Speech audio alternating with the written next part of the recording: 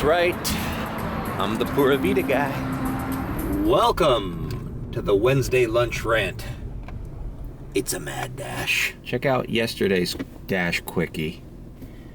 When I pull into that fucking Dadeland station, there's a lady. Just remembering it pisses me off. There's only like two entrances to that huge parking garage with the little spirals, right? They're only for cars. There's no fucking place there for a pedestrian. There's nothing. It's only meant for cars. There's a fucking speed bump there. This lady's just walking casually in the middle of the fucking lane. It's Christmas time. This is a fucking shopping center. It's got a Dick's Sporting Goods, a Bed Bath & Beyond, a Target, a Michael's, a Best Buy. Cars are coming in and out of this fucking parking garage. It's the only place to park to go to these 5 fucking stores. You think maybe you could just try to avoid walking in the direction of oncoming traffic to the only place you can park? And it's not just, okay, whatever. That was just some fucking old lady. She's probably senile. Who cares? Fine. Parents need to teach their children to stop looking at their phones. I know this is almost like hacky material to use. Like, everybody complains about this, but then why isn't anybody doing anything about it? People are just constantly looking down, and it's become the new babysitter, the new parenting. Just let your fucking, from the ages of 5, maybe even younger, to their preteens, these children are growing up like this as they're traveling with their parents, and they have a very skewed sense of reality because they're constantly looking down, and they're growing up with this sense of safety, that nothing can go wrong. This is normal. This is normal to not pay attention to what's the physical world that's going around you. The other day I pulled up to a place right there by Anthony's Coal Fire across the street from US 1. It's this little Chinese food place, but it's got limited parking, and there was one spot available right in front of the store, and I was pulling into it, and the car next to me, it was an SUV. Right as I was pulling to park next to it, I saw the lady getting out of her car. She was out of her car. The door swung open. It was her children, or her son, or her daughter, or whatever, about to open the door right as I was like pulling in, and she had to like run and close the door on him and then yell at him like, "No, you stay here, I'm just picking it up," or whatever. But it's like,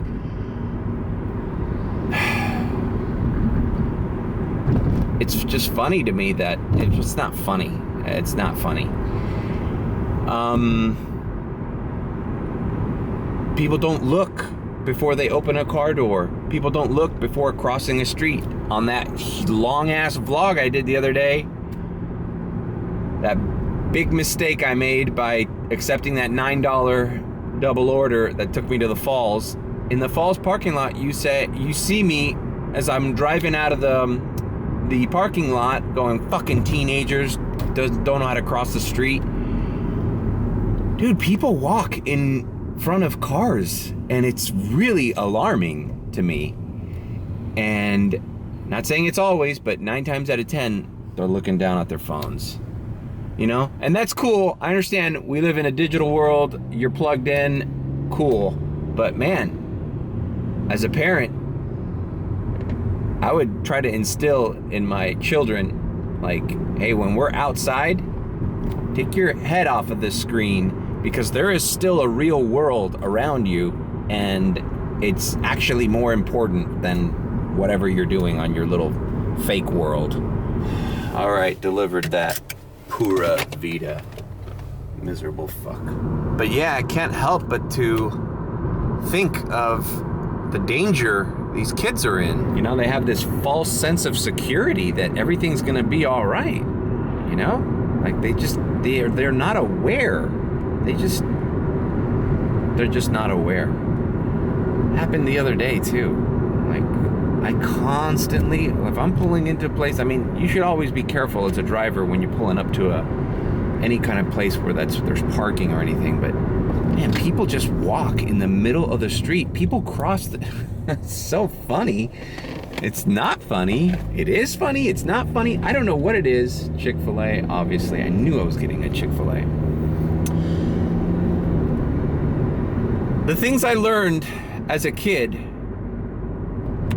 What's the stereotype? What is the most common thing that you teach children, grade school children? What's one of the first things you teach them at school as far as safety is concerned?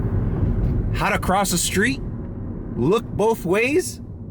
Look both ways before crossing the street. Remember, look both ways. Yeah, you look this way, you look that way. And then when you're a driver, they tell you, you look this way, that way, and then you look that way again. Remember driver's ed? Be a defensive driver. But it's like, this is insane to me that the most basic of things are clearly apparent to you if you drive just a little bit in today's world. You realize kids don't know how to cross the street. They're following their parents. Well, why do I have to learn how to cross the street? I'm just following my mom. My mom will take care of that. My dad will take care of that. My parents know where they're going. I'm here to tell you, little kids, your parents might not know where they're going. Oh, the doom and gloom. Uncle Mario is here to tell you.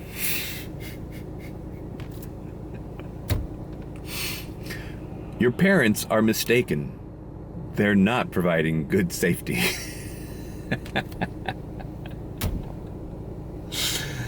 They are not providing safety for you, young child. You must look both ways. Your dad might be a dumbass. He's letting you fucking play Fortnite on your fucking iPad while there's a real world going on. That you can get injured or be killed. I understand we live in the fucking future, guys, but there's still a physical world. Let's try to pay attention to it. Dayland Mall, the month of December, the parking is always a mission because of holiday shopping and all that. But thankfully, Chick-Fil-A has these reserved spots, which I'm surprised people aren't, parking. Oh, this is gonna be a shit show. Shit, it's actually not that bad. It's kind of empty in here. I guess it's early. All right, it's time to get in this line. All right, pretty big order for Chick-Fil-A. Only 2 drinks. If you want to check out my rant on waiting in line at that Chick-Fil-A, click here.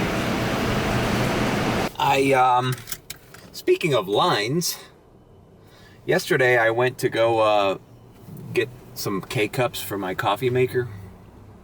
And my hack is going to TJ Maxx Home Goods. Marshall's also has a good selection. But you go to these stores like Marshall's, TJ Maxx, Ross. I don't know if Ross, I haven't checked Ross, but Marshall's and TJ Maxx, if you go to like their home section or whatever, they have K-Cups and they're severely discounted. Like, the best deal you can get on K-Cups, even on Amazon, is like 45 cents a cup.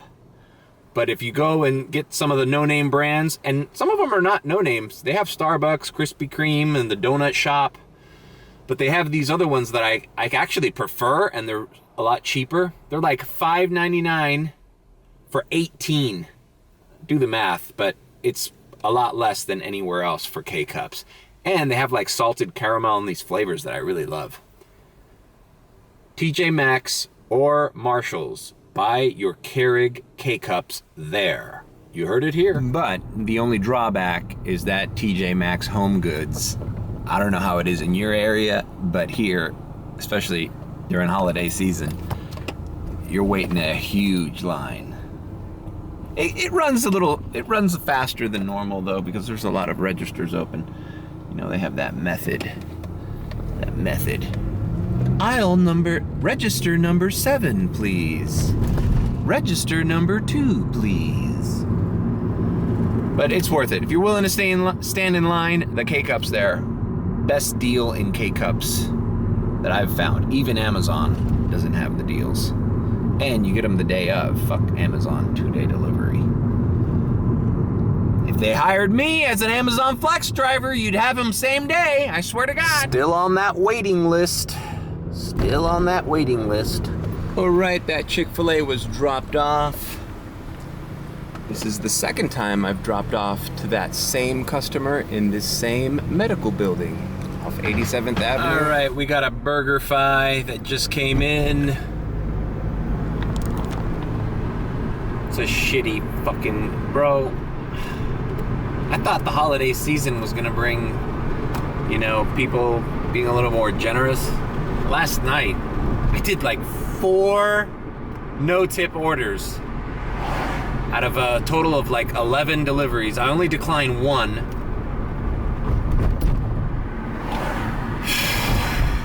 And the thing that pissed me off about yesterday was I started my shift. This is after that Dash Quickie. I did a few orders after that. Bad orders. And I started the late shift at a 76% acceptance rate. I accepted 11 out of 12 offers, and at the end of the shift, I was back at 76% acceptance rate. And it's like, sometimes that just fucking pisses you the fuck off, because you accepted all these shitty orders and you're like, man, my acceptance rate didn't go up 1 point. So imagine, had I have declined those 4 non-tipping orders, I'd be at a 72% right now, which is fine. Like, it's the middle of the month. I'm not worried about losing priority or anything, but I guess moreover, the point is just people aren't tipping, man. It's like, I would have just not done those deliveries had I have declined them. It sucks, man. It sucks. And I understand, you know, my controversial take yesterday's Dash Quickie, where I'm like, maybe DoorDash should start marketing this Top Dasher thing instead of marketing it to the drivers, because clearly we don't think it's worth it, or the majority of DoorDashers don't think Top Dasher is worth it, right? But what if you start marketing it to the customer? Like, who would you rather have deliver your food? I mean, just pose that question to a customer. Let me ask you this. Every time you order DoorDash as a customer, do you want your driver to have a high rating or a low rating? Or do you care? Ask a customer that. Not as a driver. Ask a customer. Let me ask you something, DoorDash customer. What if I told you when you order the DoorDash, your offer gets sent into this whirlwind tornado of fucking, this melee of fucking drivers that are all different forms and sizes and accept different things and are doing multiple things at one time, and some of them are good and some of them are bad. Some of them steal food. Some of them judge your offer against 3 other ones and decide then whether they want to do your order or not. There's all sorts of drivers. Some of them are fucking smelly. Some of them dress nice in collared shirts. If you ask a customer, what driver do you want? Do you want a driver with a 4.99 star rating? Or do you want a driver with a fucking 4.6 rating or 4.2 rating? I'm willing to guess the customer wants a responsible, good driver that's going to be on time and takes his job seriously. Not saying that you have to be a top dasher in order to do that. I'm just saying that is something that's not marketed to the customer. You know? All right, we're here at BurgerFi. Let's pick it up. Yeah, what if you told the customer, hey, look, you know that $113 worth of sushi you just ordered? What if I told you the driver who was assigned to deliver your sushi to you has an 87% completion rate? That means he only completes 87% of his deliveries. Do you want that guy, or do you want the guy with a 98%? Welcome to BurgerFi! Hey! Got a DoorDash for Nicholas? All right. You know? Ask Mr. $113 worth of sushi guy, customer. Hey, you know the driver you just hired to deliver your sushi that you just tipped $6 to? Yeah, he was caught fucking stealing food last week. Oh, and by the way, he's been late 5 times in the last month. He's got 5 contract violations for not showing up on time. Do you think that customer wants you delivering their food? Nah, I think he'd pay a premium to know a top dasher will deliver his food, because a top dasher isn't gonna be late. A top dasher isn't gonna have a low acceptance rate. A top dasher is not gonna have a low completion rate. No one knows about those things except drivers and the companies. Fucking customers are clueless to how this shit works. And you don't have to get like so inside baseball about it either. Like, you don't have to explain completion rate and acceptance rate to a customer, but I bet they'd like to know what your rating is. I mean, isn't that the joke with Uber? Like, I'm gonna rate you 1 star, right? You don't want your, if you get an Uber, do you want your Uber driver to have a 5-star rating or a 2-star rating? My guess is you'd rather have a 5-star Uber guy. You know, his car's not gonna smell. He's gonna have a charger for your phone. You know, I think that's a missed opportunity on this company's part. Like, yeah, charge them an extra fee. Make sure that the deliveries that are requested by top dashers are worth doing from the customer's, from the driver's perspective, as well as the customer. You know, I would do it. I would gladly be top dasher more often, or do more to be top dasher if I was actually guaranteed good orders, a priority on good orders. Because honestly, when the priority system started, I did a lot better for like the first 2-3 weeks. I was like, wow, this shit is working.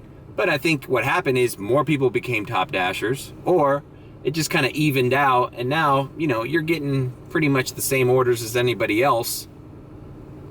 But that still doesn't mean top dasher is not worth it. You know, if you watch any of my videos, if you watch all my videos, you know I do. What zones do I do consistently? Okay, there's South Miami, University Park. I do Gables, I do Palmetto Bay, and I do Kendall, and I even do Homestead. So there's 6 zones. Those 6 zones aren't that far from each other.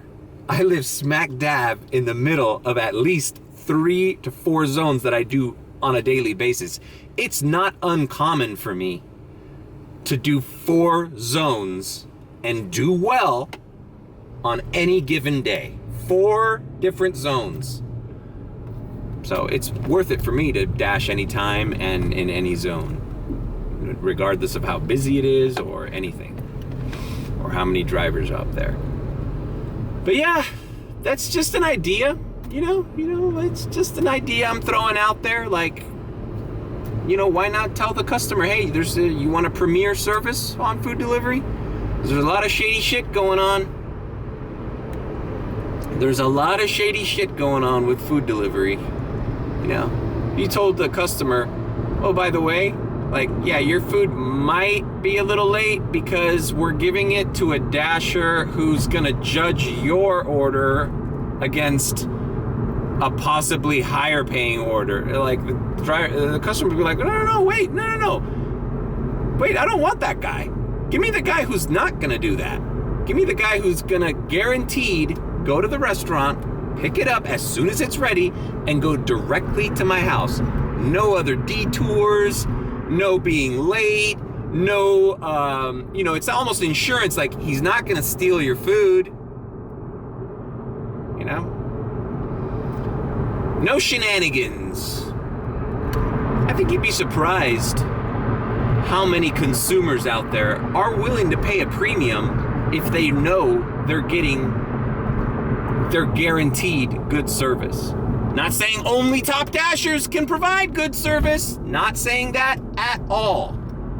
I wasn't always Top Dasher, and I've provided the same amount of service to anybody. But that's not to say that if you set the parameters for Top Dasher at a certain level, that the customer paying a premium to get a Top Dasher isn't going to get, more likely, better service. He just is. I mean, I'm surprised they haven't done this already, because like I said, Uber has Uber Premier, right? You don't want to drive in a shitty fucking Honda Civic with the fucking window thing doesn't work, right? Maybe you want to get picked up in a fucking 2020 Lexus, a nice fucking car. You got a family. Hey, you want to be comfortable. You want to drive Uber XL, right? You order Uber XL. You're guaranteed the guy has a fucking SUV or one of these fucking things, right? The guy's got a fucking Ford Expedition. Or a fucking Cadillac Escalade, It makes sense. The customer knows there is a premium, but he's guaranteed a better experience. And most people, at least the kind of people that value good service and are wealthy, have the means. I'm not gonna say wealthy, because plenty of people would gladly pay more for better service. And it won't be, and if they do something similar to this idea that I'm talking about, I don't think it would be widespread. But I think on the weekends, I'd probably get 2 or 3 orders from people that requested Top Dashers, maybe more. I can't tell you how many people I talked to, even before I started dashing, who've had terrible experiences in food delivery. It's very fucking common. It's very fucking common to be like, where the fuck's my driver? Then you look at a map. Why is he over there? The restaurant I ordered from is right here. My house is right there. What the fuck is he doing on the opposite side? And it says that he already picked up my order. So why the fuck is he going the opposite direction of where I live? Hey, no. I don't want those shenanigans. Okay, I'll pay extra for the premium delivery. I know a lot of people that would probably do that. And everybody I know has complained about delivery drivers, delivery services in the past. It's something that I'm sure the companies don't talk about. They don't disclose those figures, but boy, I bet you a lot of refunds out there, a lot of food being late, and a lot of food being canceled. I would love to know those numbers.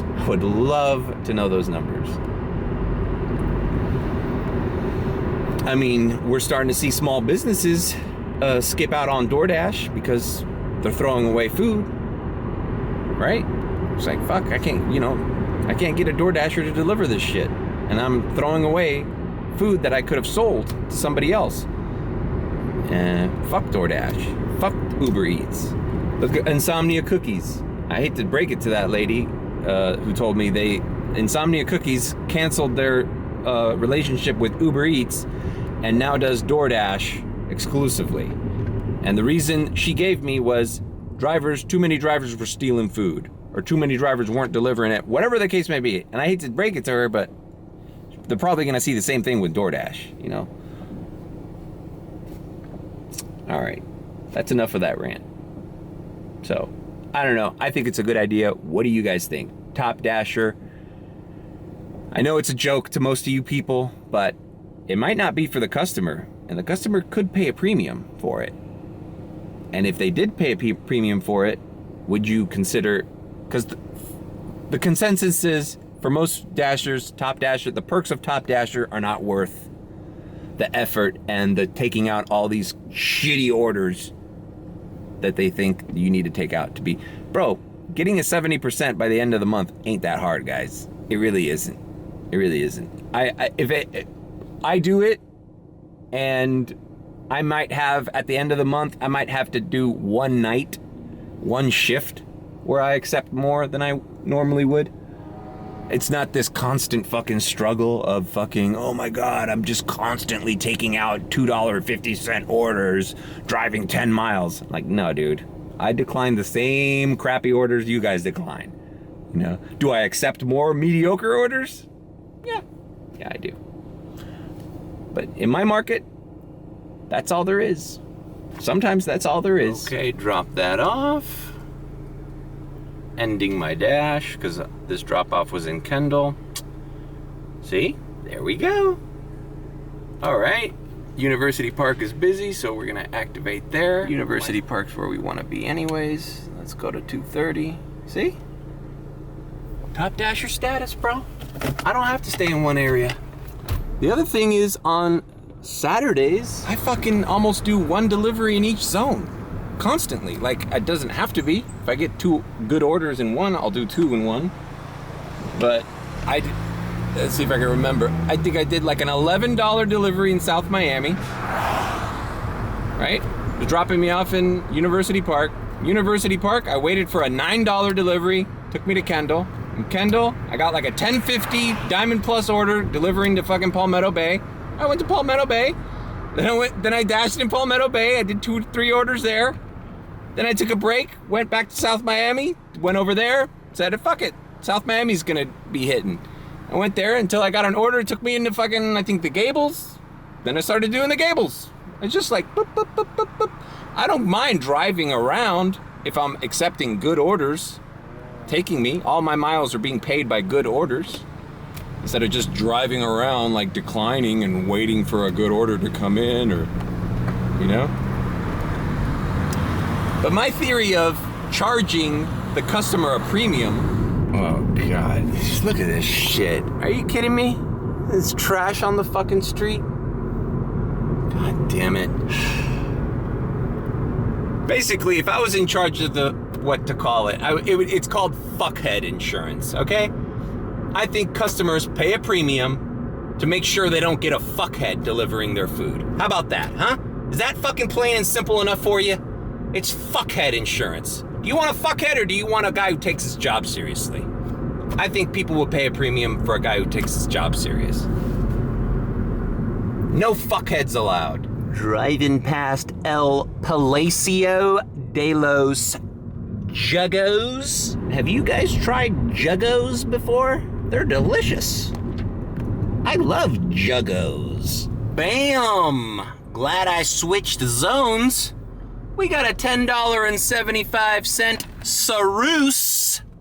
The Sarussi, baby. The Sarussi comes through. Y'all don't know about Sarussi? Sarussi subs. Welcome to Sarussi Cafe Subs, voted best and biggest sandwich in Miami By the Travel Channel. It's a nice family environment at Sarussi Subs. We're dedicated to South Florida customer service. And the drop-off is on 107th, a little above Flagler, so I wouldn't be surprised if I get a Chick-Fil-A after I drop this off, or even a Panera or a Habit Burger. Maybe even a Chipotle. There's a Chipotle up there too. Highs in the mid-70s, lows can get into Just the low a good area to 60s. end up With in. updates around the clock on South Florida's Severe Weather Station, on the Weather Channel's Ray Stage at News Radio 610 WIOD. I also had another idea about a concept I was working on. Now, when you start doing these no-tip orders, you realize some of them, you know, obviously things can go south on whatever order. A high-paying order or a zero-tip order, right? And one thing I've been mulling over in my head is I wonder how many low star ratings I've received from customers who didn't tip. And it got me to thinking, maybe if you don't tip, your rating shouldn't count. You can rate me, but it shouldn't count because you didn't tip.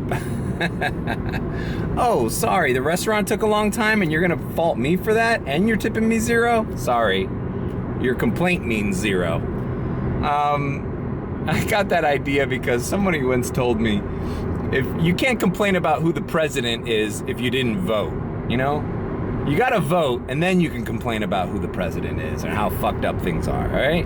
But if you didn't vote and you're sitting there bitching, your bitching doesn't count. I like that. Sarussi. The Sarussi Cafe subs was delivered. A little business here by Dolphin Mall. All right, man, what a great tip, man. Check it out. $7.50 tip on a $3.25 base. That's what I call a good order. And I'm right by this place that fixes drones. I went here because I have a little DJI Mavic. Not the Mavic. Which one do I have? I have the Spark. Not Walmart Spark, DJI Spark. And I crashed it doing a real estate video one day. And one of the engines fucked up. And I went over here to try to fix it. And the guy said, bro, I could fix it, but for the price of you fixing it, just go on eBay and buy yourself a new Spark. So that's what I did. And I gotta like fly it. Maybe I should put it on a vlog somewhere. Like a drone shot of something, because if you don't use the batteries, they fucking crap out on you. And I haven't turned that drone on in months. Fresco y mas, $6 guaranteed. How many fucking items, bro? See, they make it, it's only one item. 5.6 miles. Tamiami, where am I going? Where am I going? Where am I going? Is this worth it? I mean, it's taking me back into the zone. You know what? One item, how bad could it be? If it sucks, I'll just unassign. We're going to Fresco y mas. Fresh and more. Oh yeah, okay, this is not a part of my rant, but look, this is the fucking street, 107. Look at all these fucking holes. And it's been like that way since I can remember. And it's even worse north of here. It's just, the streets here in South Florida are insanely poorly paved, constructed, damaged, left in disrepair, disregard. Driving up 107th towards Doral from 107th, it's like you literally have to go less than 20 miles per hour. You have to like drive like a little old lady. Otherwise, your entire trip would be feel like you're in a fucking off-road vehicle. And I'm in a 2-door coupe with fucking tires that I have to change every fucking month. All right, so I'm checking the order. It's one item, and yep, you guessed it. It's a 24 count of SE Grocers spring water. We'll deliver it to you to your door for 0 tip. Well, look, I don't know if this lady tipped 0, but I'm willing to bet she did. And since it's just one, I'm not gonna bitch about it. I'm just gonna do this order, right? It's dropping me off in the west side, right? So that's good. I'm gonna start driving east through the entire zone of University Park. So the drop off here is within my benefit to be my starting point after this. But this is one of those situations where, okay, it's $6 guaranteed, right?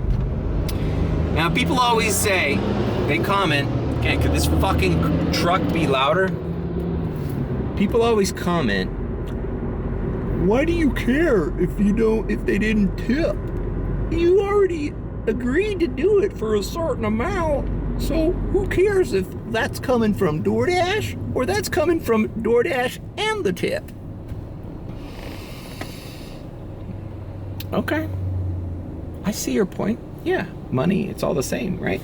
Welcome to Fresh and More. Good luck. You know, since I know this is water, I'm gonna hit start shopping right when I have the water in my hand. That way my shopping time will be fraction of a second. Okay, this is the 24-ounce spring water. Let's see how fast I can do this. Start shopping. Come on, scan. Proceed to checkout. 8 seconds.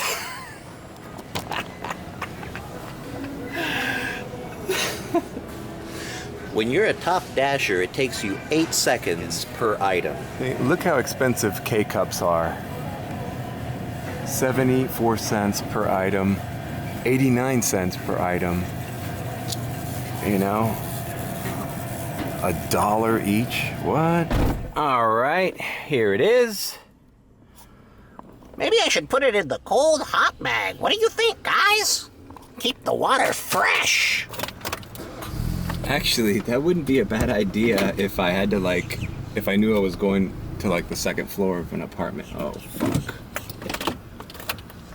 Oh, please don't tell me my car's fucked.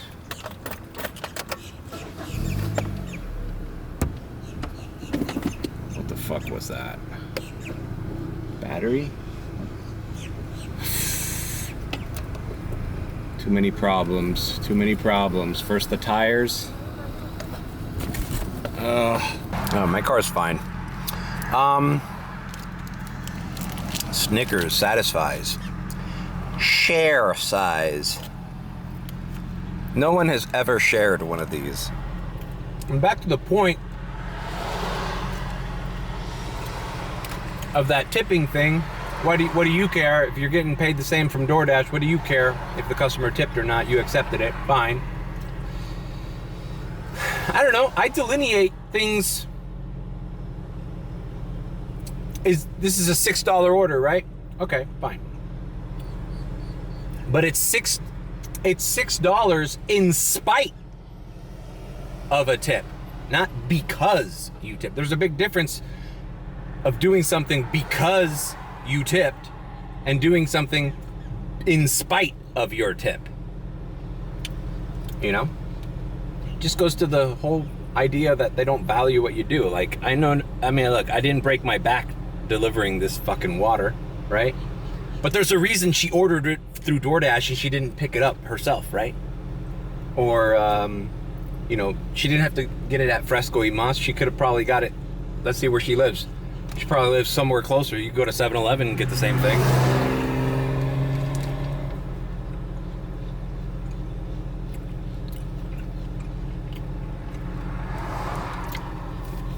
Talk to you as a DoorDash customer. One 24-pack of water.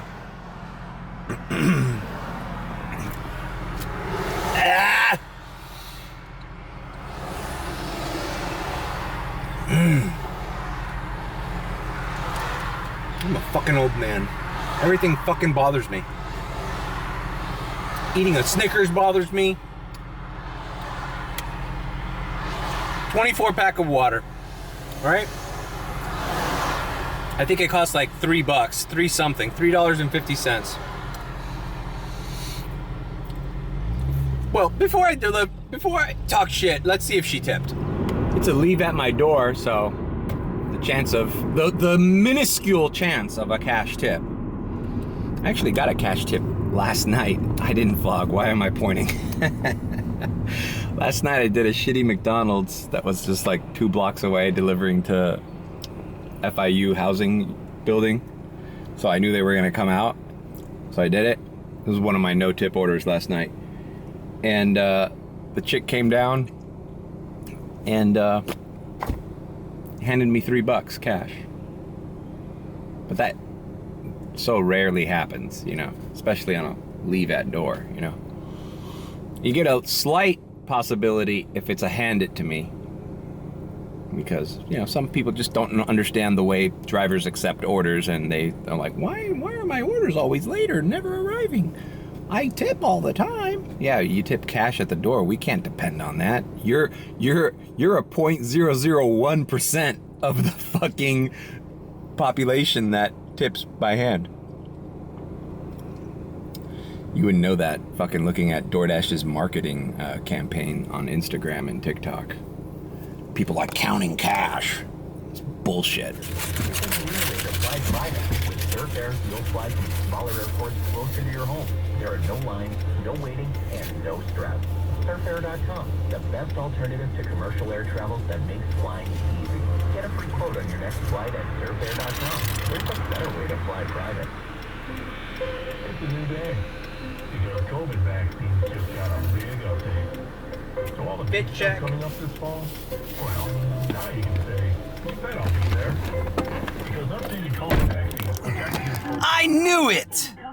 In the back of my head, I was like, she probably tipped $1. Because $5 for a shop and deliver is pretty common. Get in the know with the news that's now coming up at the top of you. All right, so we got our answer to our question. What is it worth to this lady? Apparently, it's worth $1 tip. Here's $1. At least she tipped, right? I'm not gonna talk shit.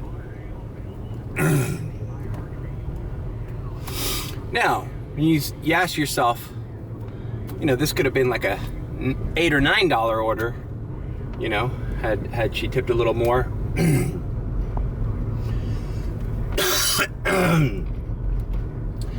Am I dying? I guess we're all dying, right? Anyways, no harm done. I'm here. I'm ready to accept orders. But I didn't finish asking my question to DoorDash customers. So that water, okay, not terribly heavy. It's not like there's 3 of them, but it's inconvenient. And I'm driving, spending my own money on gas. How much would you tip if you're just ordering a 24-pack of bottled water? How much do you think is worth it? And this lady lives, I don't know, maybe 2 miles from the place where I picked it up from. Comment below. Is $1 too little? Would you have tipped more? Would you have tipped 0? Is 0? It's your job? Is it my job to carry heavy water to your doorstep to make it easier for you? I mean, we're already paying a service fee.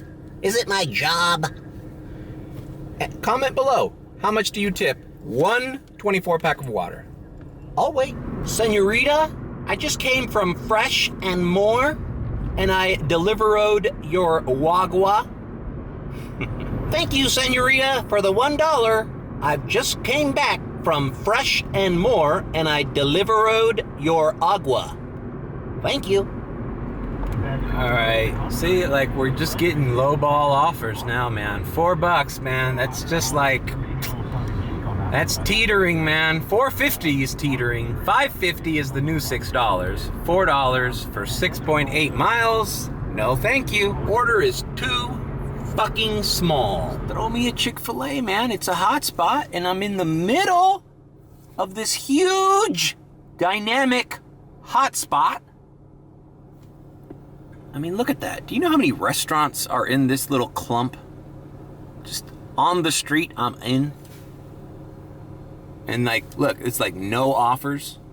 Like, how long can we go without an offer? And this is 1:13 p.m. in the afternoon, 1:14. Like, this should be crunch time. All right, 1825. Now, this might scare people because it says 14.7 miles. But it really isn't. If you look at the map, where I am in relation to the store and where I'm gonna end up, look, that delivery I just did was right around there. So it's far in miles, but not really in time and effort. I don't even think I'm gonna be out of the zone. That's the thing about the University Park zone. And why I always state that distance is very relative to where you are and where you end up, you know? Because 14 miles could also be like here to North Miami. I wouldn't do that. No way. Or downtown Miami. Or Key Biscayne. Or Coconut Grove. Or Wynwood. Or Miami Beach. Miami Beach would be more like 19 miles. But a guaranteed $18.25. Even if this takes me an hour, which it won't. Let's see, it's 1:17 now. Let's see how long this delivery takes me. All right, I don't think I've ever done a delivery here at Mojitos Cuban Cuisine. Don't you know that's how you say it? You say it Mojitos. Mojitos Cuban Cuisine? All right, picked it up. It's 2 bags. Not exactly a catering order, but... What exactly is a mojito, anyways? A mojito? It's a nice place. Took a picture inside. Never been there before. Very clean. Very family-oriented. Table full of old Cuban dudes. Reminds me of in the remake of Miami Vice, Colin Farrell goes into the club and he asks for a mojito. Hey, darling. 2 Bacardi mojitos and a gin and tonic. It's so awkward. A fiend for mojitos. I'd rather call it a mojito, personally. Bam! Dropped off. It is $1.56. $10. $8.25 base. Guy had a sweet Porsche parked outside. So, Porsche owners, you're A-okay in my book. and the cool thing about this delivery is I'm not even outside of the zone. I'm on Bird Road and 153rd Street Avenue, I mean. And, you know, Checkers is a hot spot by 107th. But before that, there's a bunch of restaurants in there. I wouldn't be surprised. There's even a Marco's Pizza. Maybe I should drive down to Marco's Pizza. That's right on this avenue, but on Miller. Let's go down there. Let's go to no man's land. Okay, look, here's part of my bitching about the rezoning. Why? Okay, I understand I'm on the corner of the zone, but why not move that line? Look where I am. I'm outside of the zone. See the blue dot? I'm outside of the zone, and I'm literally on a major avenue. And to my right, the map's left. To my right, there's still residential homes there that potentially could order from restaurants there. Why isn't this included in the zone? Why am I outside of the zone right now? So I'm gonna turn here on 47th Street just to get back into the zone. Now I'm into the zone. It's just like, literally like, the zone ends, splits the street. If you're on this side of the street, you're in the zone. If you're driving on the opposite side of the street, you're not in the zone.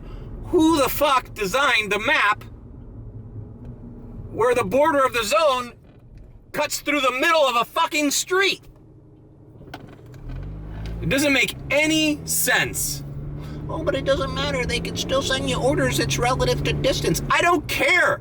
I don't want to be out of the map.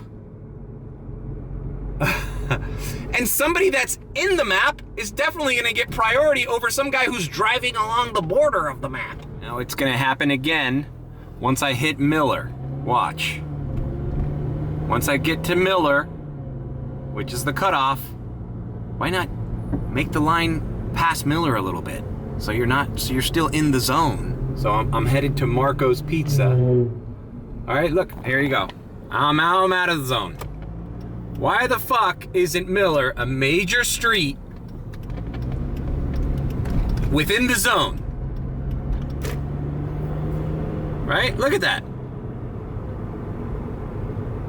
It's like 10 yards. Just move the fucking zone 10 yards. Now, let's do the Marco's Pizza thing. I said I would do this on my last vlog where I said the zones need to be remapped. The rain video on that Sunday. Watch. I'm gonna film Marco's Pizza from the parking lot of Marco's Pizza. And I'm gonna be out of the zone where Marco's Pizza is. All right, I'm parked here at Marco's Pizza. I really hope I get an order. Oh, wait. Wait! Oh my God! I'm not in the zone! But wait a minute, Marco's Pizza! It's right here! I'm not in the zone! Oh well, I guess I better drive up 3 feet. This is insane. This is why. So technically, I'm out of the zone. Somebody who's like by here, by FIU, is more likely to get a Marco's Pizza order if Marco's Pizza was a hotspot than I am. And I'm literally parked in front of it. I can't tell you how much that bothers me. All right, now let's see what parking space I need to park at to be in the zone.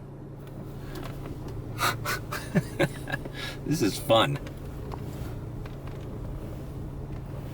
All right, let's pay close attention. I'm headed north. Still not in the zone. Still not in the zone. Oh, I'm not even in front of Marco's anymore. I'm past it. I'm in the shopping center. Still not in the zone. Jesus Christ! Look how far away from it I am. For fuck's sake! Jesus Christ! There's the orange theory. Okay, no, now I'm in the zone. All right. So half of this parking lot is divided between Kendall Zone and University Park. And it makes 0 sense. All right, I really don't have any more rants for you, so. I mean, I had a Popeyes rant, but I haven't let it fester yet. I have to visit Popeyes. Not as a, it's actually because it's not even a DoorDash rant, because they've actually been doing a great job, Popeyes, recently for delivery driving. But as a customer, I've been going to Popeyes, and boy, it's check this out. Look, I'll leave you with this. I'm underneath the sign. If somebody were to fix the Marco's Pizza sign, their ladder would have to be positioned where I'm parked. Yet,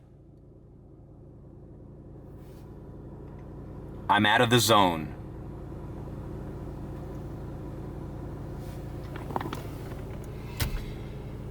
Thanks for joining me on this mad dash.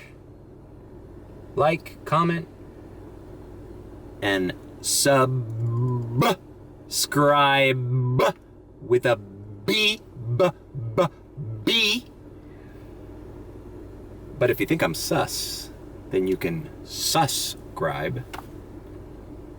And always tip your delivery driver, people. Because one day, your delivery driver might be me. And yeah, I'm special.